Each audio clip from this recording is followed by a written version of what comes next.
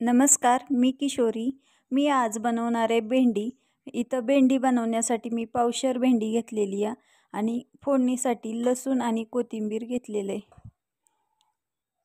इथं उकळीमध्ये मी वाटण बारीक करून घेणार आहे, लसूण आणि कोथिंबीर.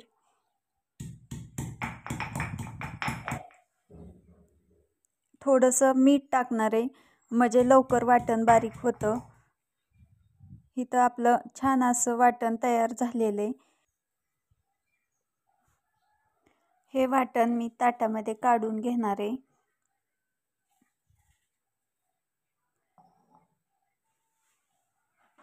अशी भेंडी केल्यानंतर मुलांना पण खूप आवडते, म्हणून मी अशीच भेंडी नेहमी बनवत असते. आणि इथं कढीपत्त्याची पानं घेते. कढीपत्ता हा घरचाच आहे आणि हिरव्या मिरचीचे तुकडे. भेंडी अशी खायला खूप छान लागते.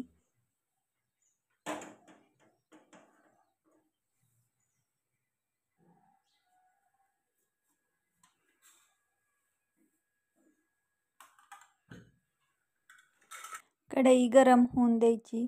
कढई गरम झाल्यानंतर त्याच्यामध्ये एक पळी तेल टाकून घेणार आहे मी.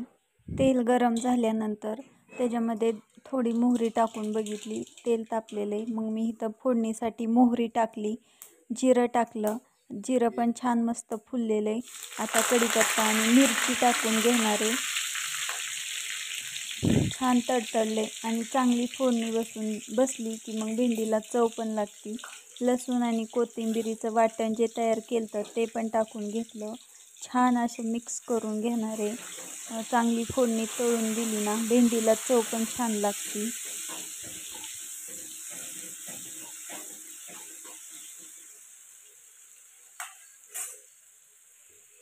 फोडणी छान तळलेली आहे. मग त्याच्यामध्ये अर्धा चमचा हळद टाकून घेतली. हळद टाकल्यानंतर भेंडी टाकून घेतली.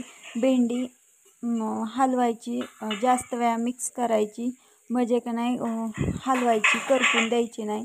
आणि त्याच्यावरती झाकण ठेवायचं नाही. झाकली तर भेंडी चिकट पण होते आणि भेंडी जी आहे ना ती हिरवी न दिसता काळसर कलर येतो, म्हणून भेंडी कधीच झाकून ठेवायची नाही.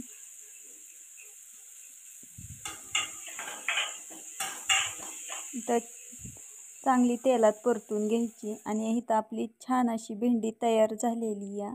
भेंडी आवडली असेल तर नक्की व्हिडिओला लाईक करा.